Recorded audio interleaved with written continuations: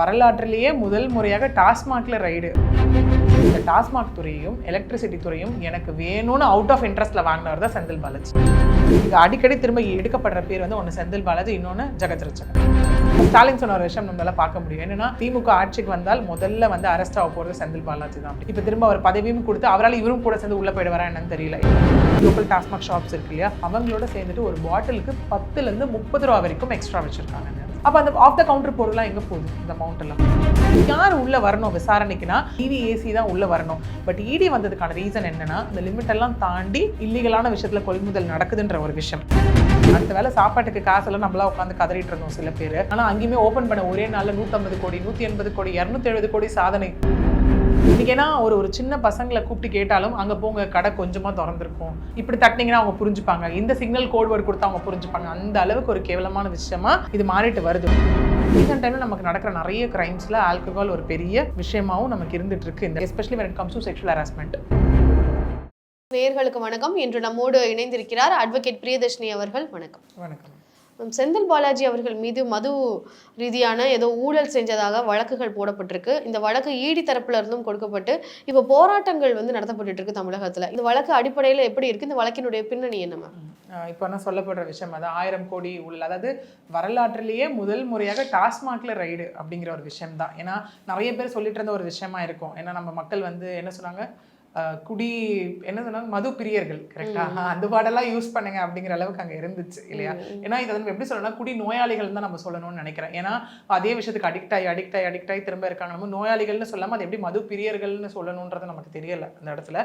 இன்னொன்று இங்கே ஏன்னா சிஸ்டம் சரியில்லைன்றது ஒரு கான்செப்ட் தான். இப்போ சரிங்க, நீங்கள் வந்து பெரிய ரெவென்யூ வந்துட்டு கவர்மெண்ட்லேருந்து தான் நீங்கள் ஜென்ரேட், கவர்மெண்ட் வந்து பெரிய ரெவென்யூ டாஸ்மாக்லேருந்து ஜென்ரேட் பண்ணுறீங்க, எல்லாமே ஓகே. ஏன்னா நமக்கே கோவிட்ல அதிர்ச்சி கொடுத்த ஒரு விஷயம். அடுத்த வேலை சாப்பாட்டுக்கு காசெல்லாம் நம்மளா உட்காந்து கதறிட்டு இருந்தோம் சில பேர். ஆனால் அங்கேயுமே ஓப்பன் பண்ண ஒரே நாளில் 150 கோடி 180 கோடி 270 கோடி சாதனை. இல்லை எதே இல்லை ஒரு எப்படி சொல்கிறது, ஸ்டாக்கே இல்லைங்க, அவுட் ஆஃப் ஸ்டாக் போயிடுச்சுங்க மது அப்படிங்கிற அளவுக்கெல்லாம் நிறைய விஷயங்கள் நம்மளால அங்கே பார்க்க முடியுது. இதுக்கு மட்டும் எங்கேருந்து எல்லாருக்கும் கேஷ் வந்ததுன்னா எல்லாம் தூசி தட்டி ஜிபே எல்லாத்தையும் போட்டு 0 பேலன்ஸில் கொண்டு வந்து எல்லாம் வாங்கினதையும் நம்மளால அப்போ பார்க்க முடிஞ்சுது. ஸோ அதெல்லாம் தாண்டி இங்கேயே இவ்வளோ பேர் உள்ளே வந்திருக்காங்க.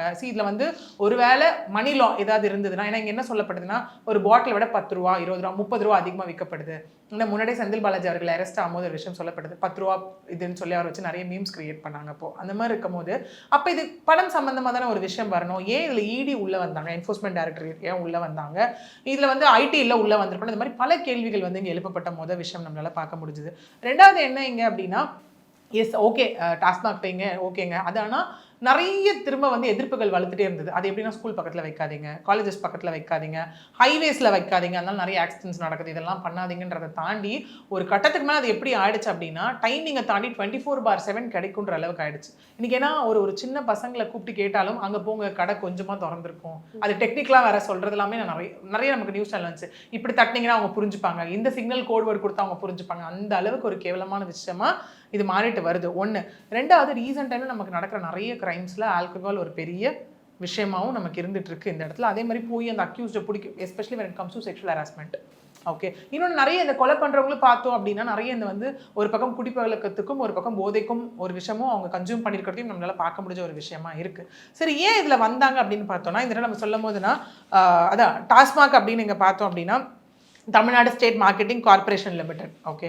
டாஸ்மாக் அப்படின்னாலே முதல்ல இங்கே வந்து இல்லை GST கான்செப்டே வராது. ஏன்னா இது ஸ்டேட் கான்செப்ட். யார் ஆட்சிக்கு வராங்களோ அந்த டெண்டர் பேஸில் அப்படி போகிற ஒரு விஷயமா தான் இந்த இடத்துல இருந்துட்டு இருக்கு. ஓகே. அதுக்கு என்ன வரும் அப்படின்னா value added tax to service tax, அது ரெண்டு மட்டும் தான் வரும் இந்த இடத்துல. ஒன்று. ரெண்டாவது என்ன அப்படின்னா இதில் இப்போ உள்ள கொண்டு வரப்பட்டது எல்லாமே ED வந்திருக்கு. அது மட்டும் இல்லாமல் prevention of money laundering act, அது ஒரு விஷயம். அப்புறம் ப்ரொசீட்ஸ் ஆஃப் கிரைம் ஆக்ட்ன்றது ஒரு விஷயம், அதுவும் வந்திருக்கு. ப்ரிவென்ஷன் ஆஃப் கரப்ஷன் ஆக்ட், இதெல்லாமே உள்ள இன்வால்வ்டுனா யார் உள்ள வரணும் விசாரணைக்குன்னா directorate of vigilance of anti corruption தான் உள்ள வரணும், DVAC தான் உள்ள வரணும். பட் ED வந்ததுக்கான ரீசன் என்னன்னா மெயினாக இங்கே கொள்முதல்ன்ற ஒரு விஷயம் சொல்றாங்க. ஏன்னா ஒரு மது ஆலையில இருந்தும் 3 மாசத்துக்கு ஒரு வாட்டி இவ்வளோ தான் கொள்முதல் பண்ணணும் அப்படிங்கிற ஒரு விஷயம் இருக்கு. அதாவது ப்ரொக்யூரேஷன் ஆஃப் இது ஆல்கஹால் என்ன அப்படிங்கிறது தான் இங்கே. அதெல்லாம் தாண்டி போய் விச் மீன்ஸ் அந்த லிமிட் எல்லாம் தாண்டி இல்லீகலான விஷயத்துல கொள்முதல் நடக்குதுன்ற ஒரு விஷயம். அது மட்டும் இல்லாமல் ப்ரெடிகேட் அஃபென்ஸ்னு ஒன்று சொல்லுவாங்க அதில், அந்த ஆக்டில் எதெல்லாம் prevention of money laundering act 2002ல் ப்ரெடிகேட் அஃபென்ஸ் ஸ்கெடியூலில் பார்ட் ஏல 145 அஃபென்ஸ் இருக்குது. அதில் ஒரு 30 ஆக்ட். இதெல்லாம் பண்ணால் இடி உள்ளே வரலாம் அப்படிங்கிற விஷயம் இருக்குது. ஸோ இந்த மது ஊழலில் நடந்த இந்த விஷயங்கள்னால தான் இடி வந்து இப்போ உள்ளே வந்திருக்காங்க. அதான் என்ஃபோர்ஸ்மெண்ட் டைரக்டரி உள்ளே வந்து இந்த ரைடு விஷயங்கள் நம்மளால நிறைய இடத்துல நடந்ததை நம்மளால பார்க்க முடிஞ்சது இதில். அது மட்டும் இல்லாமல் என்ன அப்படின்னா, ஒரு இங்கே என்ன சொல்லுவேன்னா இர்ரேஷனல், அதான் ப்ரொக்யூர்மெண்ட், அதாவது ஒரு இவ்வளோதான் நீங்கள் கொள்முதல் பண்ணணும்னு ஒன்று இருந்ததுன்னா அதை தாண்டி அதுக்கு மிக அதிகமான அளவில் வந்து கொள்முதல் பண்ணுறதும் ஒரு ரீசனாக இங்கே இருந்துட்டு இருக்கிறது தான். ஓகே, அப்போ அந்த அளவுக்கு ஊழல் வந்து இருந்திருக்கு அப்படின்றது தெரிய வந்ததுனால தான் வந்திருக்காங்க. அது மட்டும் இல்லாமல் இங்கே என்ன சொல்லப்படுதுன்னா, இதை வந்து நம்ம எஃப்ஐஆர்னு சொல்ல மாட்டோம், இதில் இசிஐஆர்னு சொல்லுவோம் இந்த இடத்துல. ஏன்னா கிட்டத்தட்ட என்ஃபோர்ஸ்மெண்ட் கேஸ் இன்ஃபர்மேஷன் ரெஜிஸ்டர் அந்த மாதிரி ஒரு 47 விஷயம் வந்ததுனால தான் இவங்க திரும்ப உள்ள வந்ததாக சொல்லப்படுது. ஓகே, அதாவது டாஸ்மாக் ரிலேட்டட் கம்ப்ளைண்ட்ஸ் வந்ததுனால தான். இது திரும்ப என்ன சொல்றாங்கன்னா அரசனுடைய அழுத்தம் அப்படிங்கிற ஒரு கான்செப்ட் இருக்கு. என்னதான் அரசனுடைய அழுத்தமா இருந்தாலும் உங்களுக்கு எப்படி ப்ராப்பரா ரெக்கார்டிக்கலா கொடுக்க முடியும்? ஓகே, ஏன்னா இப்போ இடி வந்து வெளில கொடுத்ததே நிறைய விஷயங்கள் சொல்லியிருக்காங்க, அதை நம்ம பார்ப்போம். இது எல்லாமே ரெக்கார்டிக்கலா கொடுத்த ஒரு விஷயம் தான். அது மட்டும் இல்லாமல் 33,000 கோடியா இருந்தது, இப்போ 48% இன்க்ரீஸ் ஆகி 50,000 கோடியா வந்துட்டு ஆயிருக்குன்றது ஒரு விஷயம். இது எப்படி சொல்றாங்கன்னா, cheating more than that a scam, more than TASMAC mafia, அதான் ஒரு விஷயமா இருக்கீங்க. ஏன்னா இங்கே அடிக்கடி திரும்ப எடுக்கப்படுற பேர் வந்து ஒன்று செந்தில் பாலாஜி, இன்னொன்று ஜெகத் ரட்சகன். அவர் வீட்டுக்கெல்லாம் அடிக்கடி ரைடு போகிறதுலாம் அவர் வாங்க காஃபி சாப்பிடுங்க உட்காருங்க அப்படின்னு சொல்லுவார் போல. அந்த மாதிரி ஆயிடுச்சு ஒரு அளவில் போகணுன்னா. அவர் என்னது அவருடைய கல்லூரியில், அவருடைய வீட்டில், அவருடைய ஆஃபீஸில் ரைடு அப்படிங்கிற ஒரு விஷயம் இப்போ செந்தில் பாலாஜியும் அந்த வரிசையில் சேர்ந்துட்டாருன்றதான் விஷயம். ஏன்னா செந்தில் பாலாஜி வந்துட்டு முன்னாடி அதிமுக இருக்கும்போது நம்மளால இப்போ ட்ரோல் ஆகிட்டு இருக்கு ரொம்ப.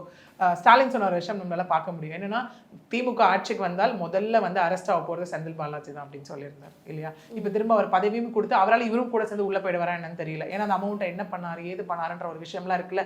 இதுல இன்னொன்னும் என்னன்னு பாத்தீங்கன்னா, இந்த டாஸ்மாக் துறையும் எலக்ட்ரிசிட்டி துறையும் எனக்கு வேணும்னு அவுட் ஆஃப் இன்ட்ரெஸ்ட்ல வாங்கினவர் தான் செந்தில் பாலாஜி. ஓகே, எனக்கு வந்து பணம் வந்து அதிகமா ஊழல் இருக்குல்ல இங்க ஜாஸ்தி இருக்க. மத்த பிரிவுல விட ஊழல் ஜாஸ்தி நடக்கிறது இது 2 பிரிவு மட்டும் தான். ஓகே மேம், இப்போ இந்த இடத்துல வந்து ஊழல் பணம் அப்படின்றது 1000 கோடி ரூபாய்க்கு ஊழல் நடந்திருக்கு அப்படின்றத நம்மளால அப்படி சொல்றாங்க.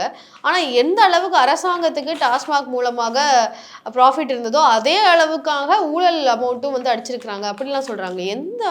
எந்த ஊழல் அப்படின்றது எந்த அளவுக்கு போயிருக்கு, எந்த லிமிட்ல இருக்கு அப்படின்றது. அதுக்கு தான் இப்போ என்னன்னா, இந்த இடத்துல இடி தரப்புல இருந்து பாத்தீங்கன்னா ஒரு 10 பாயிண்ட் சொல்லப்பட்டிருக்கு எது எதுலலாம் இங்க ஊழல் நடந்திருக்கு அப்படின்னு. அதுல மெயினான விஷயம் பாத்தீங்கன்னா இந்த சென்னை எழும்பூர்ல நடந்த ஹெட் ஆஃபீஸ்ல நடந்த ஒரு விஷயம் தான். தலைமை இதுல நடந்த ஒரு ஃபர்ஸ்ட் ரைடு. ரெண்டாவது பாத்தீங்க அப்படின்னா ராயப்பேட்டா, தேனாம்பேட், கரூர், சென்னை டிஸ்டிலரிஸ் இதுல இருக்கிறதுலையும், அம்பத்தூர்ல இருக்க இதுலயும் நடந்திருக்கு ஃபேக்டரிலையும். அது மட்டும் இல்லாமல் இதுல ஒரு சில பேர்களும் வெளியிடப்பட்டிருக்கு. யார் யாருன்னா சொன்ன மாதிரி செந்தில் பாலாஜி, ஜெகத் ரட்சகன். அது மட்டும் இல்லாமல் கார்த்திக் அப்படிங்கிற பர்சன், அவருனா former personal assistant of Senthil பாலாஜியோட. அடுத்தது காசி அப்படிங்கிற ஒரு பர்சன், அவர் வந்து ஃபார்மர் டான்செட்கோ ஃபினான்ஷியல் கண்ட்ரோலர். அப்புறம் இந்த இடத்துல சங்கர் அப்படிங்கிற MC சங்கர்ன்ற பர்சன் பப்ளிக் கான்ட்ராக்டர். அதுக்கப்புறம் மணி கார்த்தின்றவங்க கொங்கு மெஸ் ஓனர், சக்தி மெஸ் ஓனர். ஓகே, இவங்க எல்லாம் அப்புறம் டாஸ்மாக்ல இருக்க அம்பத்தூர்ல இருக்க டாஸ்மாக் டெப்போ இங்கெல்லாம் நடத்தப்பட்ட ஒரு விஷயம். ஏன் இது மணி லாண்டரிங்குள்ள வருது அப்படின்னா, இந்த டாஸ்மாக்ல இருந்து அந்த இன்கம் வேற எதுலையாவது ஈடுபடுத்தப்பட்டதா அப்படிங்கிற ஒரு விஷயம். அதாவது மணி லாண்டரிங் ஆக்டுமே உள்ள வந்தது நம்மளால பார்க்க முடிஞ்சது. அது மட்டும் இல்லாமல் இப்போ இவங்க என்ன சொல்லியிருக்காங்க இடி தரப்புல இருந்து அப்படின்னா, நமக்கு வந்துட்டு ஒரு 10 பாயிண்ட்ஸ் இங்க வந்து கொடுத்ததை நம்மளால பார்க்க முடியுது. அதுல அவங்க சொன்ன விஷயம் என்னன்னா, தலைமை அலுவலகம் உட்பட 25 இடங்கள் நடத்தியிருக்காங்க, அதாவது ரெய்டு நடத்தப்பட்டிருக்கு. அது முதல் விஷயம். ரெண்டாவது என்ன அப்படின்னா, அதற்கு முன்னதாகவே இந்த லஞ்ச ஒழிப்புத்துறை இருக்கு இல்லையா, அவங்களுக்கும் இது சார்ந்தான கம்ப்ளைண்ட் வந்தது தான் மொத்தமாக இந்த ரைடுக்கான காரணம்னு இங்கே சொல்லப்படுது. ஓகே, அது இல்லாமல் இங்கே இன்னொன்று என்ன அப்படின்னு பார்த்தீங்கன்னா, மெயினான விஷயம் நான் சொன்னேன் இல்லையா, அந்த 25 இடங்களை நடத்தப்பட்டதுன்றது ஒன்று. அதை தாண்டி அங்கே இருக்காங்க இல்லையா, அந்த ஹெட் ஆஃபீஸில் இருக்க 25க்கும் மேற்பட்ட அதிகாரிகளிடமும் சோதனை. ஏன்னா அவங்க தானே சம்மந்தப்பட்ட பர்சன்ஸ், ஃபுல் ரெக்கார்ட்ஸ் மெயின்டைன் பண்ணுறது அவங்க தானே இந்த இடத்துல. ஸோ அவங்ககிட்டயும் இங்கே வந்து சோதனை இது பண்ணியிருக்காங்க. அது மட்டும் இல்லாமல் கலால் வரி ஏய்ப்பு உட்பட இன்னும் நிறைய விஷயங்கள் தெரிய வந்திருக்கு. போனது டாஸ்மாக்கு நீங்கள் 10 ரூபா 30 ரூபா அதிகமாக விற்கிறீங்க, ப்ராப்பர் QR கோட் ஸ்கேன் கிடையாது, ப்ராப்பர் சீல் கிடையாது, அந்த மாதிரி ஒரு விஷயங்கள் தான் உள்ளே போனாங்க. கடைசியில் போனால் ப்ராப்பர் வந்து கலால் வரி ஏய்ப்பும் அங்கே நடந்திருக்குன்றதா விஷயம். அது மட்டும் இல்லாமல் என்ன அப்படின்னா, அவங்க ஒரு அறிக்கை கொடுத்ததுல வந்து டாஸ்மாக் தலைமை அலுவலகத்தில் அதிகாரிகள் நிறைய பணியிடை மாற்றம் செய்யப்பட்டிருக்காங்க வித்தவுட் ப்ராப்பர் ரெக்கார்ட்ஸ். நீங்கள் யாரையும் ஒருத்தர் ட்ரான்ஸ்ஃபர் பண்ணணும், இல்லை வேலையை விட்டு எடுக்கணும், என்ன பண்ணணும், ப்ராப்பர் ரெக்கார்ட்ஸ் இருக்கணும் இல்லையா. அந்த மாதிரி ப்ராப்பர் ரெக்கார்ட்ஸ் இல்லாமல் பணியிடை மாற்றம் அப்படிங்கிறது முதல் விஷயமா இருக்குது இந்த இடத்துல. ரெண்டாவது விஷயமா இங்கே என்ன சொல்கிறாங்க அப்படின்னா, இந்த குடவுனும் சில்லறை விற்பனை இருக்கு இல்லையா, அதில் வந்து அந்த பாட்டில்ஸ் எடுத்துகிட்டு போவாங்க இல்லையா, அந்த பாட்டில்ஸ் கணக்கு வழக்கு இல்லாமல் ஆயிருக்குன்ற ஒரு விஷயமா இருக்கட்டும். ப்ளஸ் அந்த கார்ட்போர்ட் பாக்ஸ் வரும்ல, அதை வச்சு பேக் பண்ணி கொண்டு போறதுக்கான பாக்ஸ், ஆமா. அந்த பாக்ஸும் எத்தனை கவுண்ட் வந்தது, எத்தனை கள்ளச்சந்தையில வெளியே விற்கப்பட்டதுன்னு தெரியலன்ற ஒரு விஷயமும் இங்க இருக்கு. இது ரெண்டாவது. மூணாவது இங்க என்ன சொல்லியிருக்காங்க அப்படின்னா, வாகன போக்குவரத்து டெண்டர் இருக்குல்ல, அது பார் உரிமம், இது எல்லாத்துலயும் மிகப்பெரிய மோசடி நடந்திருக்கணும் இந்த இடத்துல சொல்றாங்க. ஏன்னா நான் சொன்ன இல்லையா, ஒரு டெண்டர் வச்சுதான் பர்சன்ஸை உள்ள கொண்டு வரணும். இவங்க வந்து இங்க டெண்டரே ரெனியூ பண்ணாம, வருஷத்துக்கு ஒரு வாட்டி பண்ணாம, 3 வருஷத்து அந்த 2 வருஷம் 3 வருஷம் அதே பர்சனுக்கு திரும்ப கொடுத்துட்டு இருந்திருக்காங்க ஆஃப் த ரெக்கார்ட்ல போயிட்டு. ஓகே, அடுத்தது வந்து என்ன அப்படின்னா, இதற்காக லஞ்சமும் பெறப்பட்டுள்ளது. இந்த விஷயத்துக்காக நிறைய பேர் எனக்கே கொடுத்துருங்கன்னு சொல்லுவாங்க இல்லையா, ஆஃப் த ரெக்கார்ட். ஆன் ரெக்கார்ட்னா இல்ல, ஆஃப் த ரெக்கார்ட் கொடுக்குறாங்க இல்லையா, அது ஒரு விஷயம். அடுத்தது வந்து என்ன அப்படின்னா, மதுபான அதிபர்களுக்கு ஆதரவாக டாஸ்மாக் அதிகாரிகள் செயல்பாடு, அதனால இருந்ததுனால தான் இவங்க ப்ராப்பர் டெண்டர் விடலன்றதும் இங்க சொல்லியிருக்காங்க. அடுத்தது என்ன விஷயம் அப்படின்னா, சொன்ன மாதிரி டாஸ்மாக் கடை அதிகாரி, அந்த அதிகாரிகள் வந்து லோக்கல் டாஸ்மாக் ஷாப்ஸ் இருக்கு இல்லையா, அவங்களோட சேர்ந்துட்டு ஒரு பாட்டிலுக்கு 10 to 30 ரூபா வரைக்கும் எக்ஸ்ட்ரா வச்சிருக்காங்க. அப்ப அந்த ஆஃப் த கவுண்டர் பொருள்லாம் எங்க போகுது இந்த அமௌண்ட் எல்லாம்? இன்னொன்று, அடிக்கடி கியூஆர் கோட் வேலை செய்யல, ஸ்கேன் வேலை செய்யலன்னு சொல்லிட்டு கேஷ்ல வாங்குறதெல்லாம் அதெல்லாம் எங்க போகுது? இவ்வளவு விஷயங்கள் அங்க இருக்கு இல்லையா. அதுக்கப்புறம் இவங்க என்ன சொல்லியிருக்காங்க அப்படின்னா, நான் சொன்ன மாதிரி டாஸ்மாக் வாகன டெண்டர் அதுலயும் மிகப்பெரிய மோசடி ஈடுபட்டிருக்கு அப்படிங்கிறது ஒண்ணு. ரெண்டாவது, டாஸ்மாக் வாகன போக்குவரத்து அந்த விண்ணப்பம் போடுவாங்கல்ல, வாகன போக்குவரத்துக்கான விண்ணப்பம், அதுலயும் நிறைய விஷயங்கள் மிஸ்மேட்ச் ஆகுதுன்ற ஒரு விஷயம். அப்புறம் வரி செலுத்துவாங்க இல்லையா, இன்வாய்ஸ்லையும் மிஸ்டேக்ஸ் இருக்குது. அப்புறம் அவங்க சொல்கிற மாதிரி அந்த கலால் வரி, அப்புறம் அந்த டோல், இந்த விஷயங்கள்லாம் இருக்கு இல்லையா, அதுலேயுமே ஃபுல்லாக நிறைய விஷயங்கள் இங்கே நடந்திருக்கு. இதெல்லாம் சேர்த்து தான் கான்ஸ்டியூட் ஆனது தான் இந்த விஷயம். அது மட்டும் இல்லாமல் இங்கே என்ன சொல்லப்படுது அப்படின்னா, அந்த டாஸ்மாக் நிறுவனத்துக்கு வந்து டெண்டர் ஒதுக்குவாங்கல்ல அந்த விண்ணப்பம் மூலியமா, அதில் மட்டுமே 100 கோடி ரூபா இங்கே வந்து ஒரு இது நடந்ததா, ஊழல் நடந்ததாகவும் ஒரு விஷயம். ப்ளஸ் இதை சில பிராண்ட்ஸ் வந்து இங்கே ஸ்டேட் பண்ணியிருக்காங்க. என்னென்னா எஸ்என்ஜே, கால்ஸு, சைஃபல், அக்கார்டு, சிவா மதுபான நிறுவனங்கள், தேவி பாட்டில், கிறிஸ்டல் பாட்டில், அப்புறம் ஜிஎல்ஆர் ஹோல்டிங். ஓகே, இந்த நிறுவனங்கள் கிட்டேருந்து பாட்டில் கொள்முதல் பண்ணுறாங்கல்ல, ரா ப்ராடக்ட்ஸ் பண்ணும்போது இதுலேயும் நிறைய நிதி மோசடி நடந்திருக்கு அப்படிங்கிற விஷயமும் இங்கே சொல்லப்படுது. அது மட்டும் இல்லாமல் மதுபான விலைகளை வந்து உயர்த்தி காட்டுறது, அப்புறம் வந்துட்டு பாட்டில் நிறுவனங்களுக்கு வந்து முக்கிய புள்ளி இருக்குது. அது மட்டும் இல்லாமல் இங்கே உயர் அதிகாரிகள் உள்ளே இருக்காங்க இல்லையா, இந்த டாஸ்மாக் உள்ள இருக்க உயர் அதிகாரிகள், அவங்களே ஆஃப் த ரெக்கார்ட் இந்த டெண்டர் விஷயமும் பண்ணியிருக்காங்க அப்படிங்கிறது எல்லாமே இருக்கு. இது எல்லாமே சேர்ந்து தான் ஒட்டு மொத்தமாக ஃபைனலாக அவங்க கொடுத்த விஷயம் என்னவா இருக்கு அப்படின்னா, டாஸ்மாக் முறையாக பயன்படலை ஒன்று. ரெண்டாவது, ஃபேக் சீல்ன்ற ஒரு விஷயம். அடுத்தது, பிளாக் மார்க்கெட்டில் விற்றது, கலால் வரி, சுங்கவரி இதெல்லாம் கட்டாதது.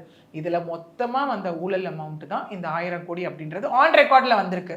ஆனால் எல்லாம் வெளில சொல்றது பார்த்தோன்னா 50,000 கோடி, 1 லட்சம் கோடி அப்படின்னு வெளில சொல்லிட்டு இருக்காங்க. அதில் நம்ம தகவலாக தான் எடுத்துக்க முடியும். பட் இடி என்ன அவங்களோட ப்ரெஸ் ரிலீஸில் கொடுத்தாங்களோ அதை மட்டும் தான் இங்கே வந்துட்டு நம்ம ஆன் ரெக்கார்டாக எடுக்க முடியும். இப்போ அரவிந்த் கெஜ்ரிவால் அவர்கள் வந்து இதே மாதிரி மதுபான மோசடியில தான் வந்து கைது செய்யப்பட்டாரு. ஆனா அது இன்னும் வழக்கு போயிட்டு தான் இருக்கு. அது ஜஸ்ட் 100 கோடி, ஜஸ்ட் நான் ஏன் அதுவே தப்பு தான், நான் கம்பேரிட்டிவ்லி சொல்றேன். அதுதான், அது அந்த இடத்துல வந்து தொகையுமே கம்மியா இருந்தது. கம்மியா இருந்து ஒரு சிட்டிங் சீஃப் மினிஸ்டரா இருக்கும் போதே வந்து சிறையில இருந்து ஒரு சீஃப் மினிஸ்டர் அப்படின்றது இந்திய வரலாறுல அவராக தான் இருந்தாரு. அப்படி இருந்து அந்த வழக்கினும் நிரூபிக்கப்படல.